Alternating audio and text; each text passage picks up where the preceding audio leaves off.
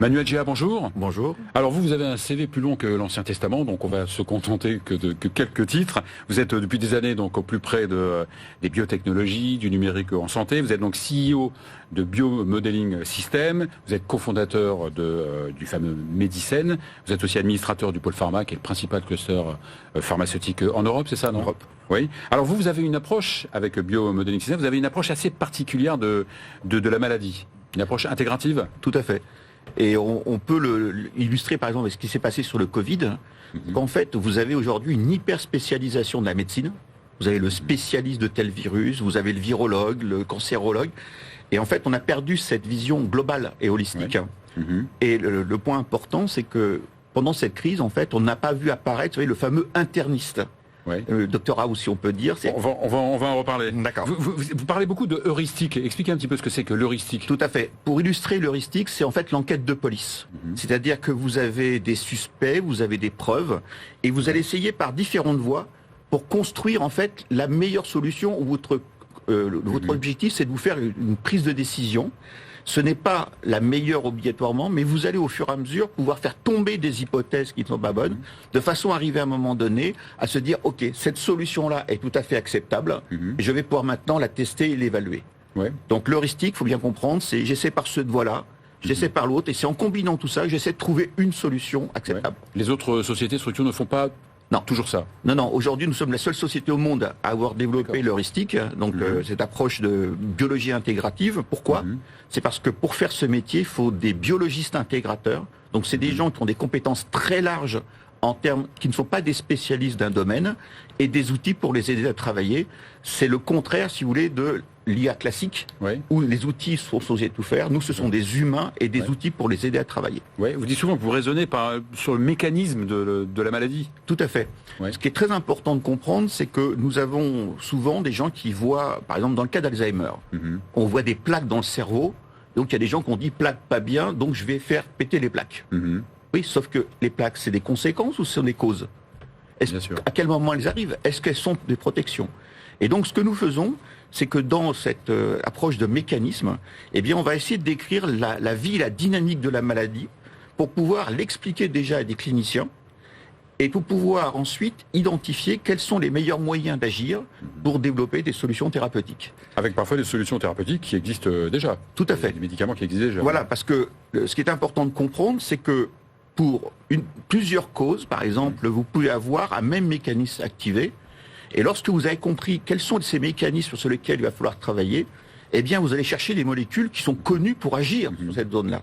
Et ça permet de faire ce qu'on appelle le first in class, c'est-à-dire la première solution pour aller très vite. Et ensuite, lorsque vous avez créé la société, maintenant vous allez travailler sur the best in class, c'est-à-dire la meilleure solution. Ce qui est très important de comprendre, c'est que la vitesse est importante, et en particulier quand on est dans des phases d'infection ou de pandémie, la vitesse est importante pour prendre. Et ensuite, par contre, on prendra le temps de faire correctement les choses. Alors vous dites carrément qu'on s'est un petit peu planté sur l'approche médicale et scientifique du Covid-19. Tout à fait. Ce qui est très important, c'est que donc cette infection est arrivée, et puis les gens sont arrivés chez les infectiologues au départ, et puis ensuite en réanimation. Le problème, c'est... Ça peut être légitime, une infection infectiologue. Tout à fait. Le seul problème, c'est que si vous demandez à un virologue ce qu'il faut faire, il va vous dire qu'il faut utiliser tel produit. Il va raisonner en tant que virologue. Si vous raisonnez un réanimateur, il va vous faire ce qu'il fait d'habitude. Et en fait, nous avons eu pendant un certain temps des gens qui faisaient bien leur travail, mais dans leur domaine.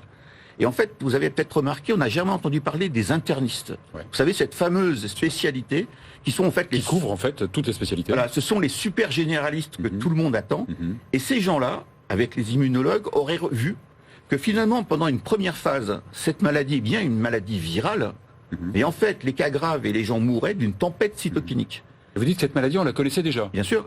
Si vous regardez, vous savez, il suffit de taper SRAS et conséquences. Vous avez, par exemple, National Geographic qui a décrit, en fait, le tableau, et dedans, on trouve, bien sûr, tous les symptômes qui sont définis.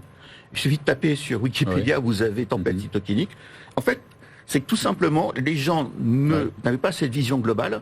Or, tout avait été décrit. Le problème, c'est qu'il fallait l'avoir vu, il fallait le comprendre, et avoir en fait des personnes qui avaient une vue globale de la maladie pour pouvoir dire à tel moment c'est tel type d'approche et ensuite c'est tel autre. Bien sûr. Donc un espèce de chef d'orchestre. Exactement. L'interniste, par définition. Voilà. Donc on parle beaucoup de cette étude du Lancet un petit peu rafistolée. Oui. À première vue, c'est pas la seule étude de biaisé.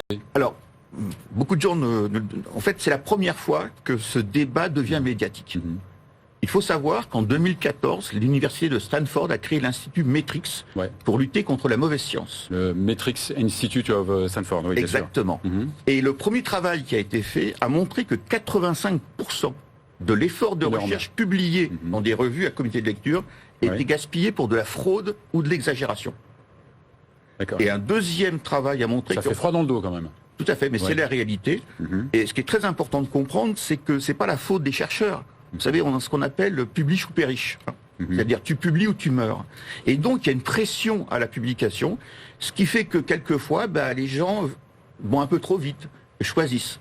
Alors, il y a deux choses qu'il faut comprendre. On pourrait s'imaginer que le Lancet, qui est quand même une revue connue, c'est vraiment la revue mythique, elle fasse attention avant de publier certaines choses, non? En fait, il y a deux types de papiers. Il y a des papiers qui sont commandés par on ne sait pas qui, et là on veut publier. Et puis il y a les papiers qui suivent en fait les processus classiques. Pour ce qui est du big data, vous connaissez l'expression garbage in, garbage out. C'est-à-dire que c'est pas quand on a des mauvaises données, on ne peut pas en faire de bonnes données. Eh bien, ce qui se dit dans le milieu du big data, c'est big data, big garbage. Donc, il faut faire très attention. C'est pas parce qu'il y a 96 000 cas que c'est meilleur qu'une étude qui a 60 cas. C'est la contextualisation qui est très importante. On va parler un petit peu très rapidement de vos solutions. C'est vrai que pour une fois, dans vos solutions thérapeutiques, vous faites intervenir les experts patients. Exactement. Très rapidement. Et là, on n'a pas beaucoup de temps. En fait, sur le post-Covid, et on observe aujourd'hui qu'il y a des gens qui vont développer en fait ce qu'on appelle du syndrome de fatigue chronique. En fait, ça s'appelle le syndrome d'épuisement chronique, qui est une maladie du système immunitaire et d'inflammation. Et là, nous travaillons depuis des années sur une solution thérapeutique pour cette maladie qui est très grave et qui concerne beaucoup de gens. Et nous travaillons avec une association de patients. Et dans l'association de patients, il y a une scientifique malade. Et en fait, la contribution de cette personne a été tellement fabuleuse que pour la première fois de l'histoire, une patiente malade sera co-inventrice du brevet que nous allons déposer. D'accord. Pour le syndrome d'épuisement chronique. Pour laquelle vous allez sortir des solutions? Tout à fait. Nous avons une solution thérapeutique, ça va être de la médecine personnalisée. Et ce qui est très important de comprendre, la différence entre une solution thérapeutique et un nouveau médicament. La solution va être des combinaisons qui vont être faites en fonction du besoin. Et la valeur ajoutée, c'est justement de piloter ça et de permettre aux patients de survivre. Comme la solution ne coûtera pas cher, en fait, peu d'industriels sont intéressés. Et donc, nous avons un avantage concurrentiel et on peut développer cette solution. Et ce sont les fondations et les patients qui sont intéressés pour financer ce genre d'approche.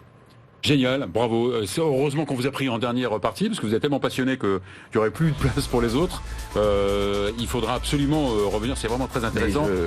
Manuel Gia, merci beaucoup. Je rappelle que vous êtes le CEO de Biomodeling System. Et voilà, c'est fini pour aujourd'hui. On se revoit la semaine prochaine pour parler d'autre chose que du Covid. À suivre, le Club du droit sur BFM Business.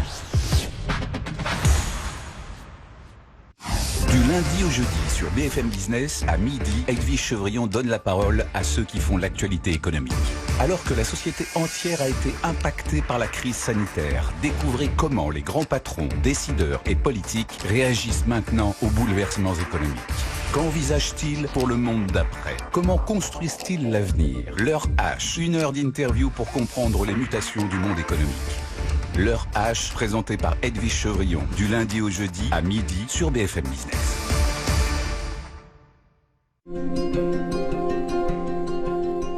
Selim et sa grand-mère sont heureux de se retrouver. En respectant certaines règles, ils peuvent à nouveau se voir, se parler, mais aussi rire et s'amuser ensemble. Le virus circule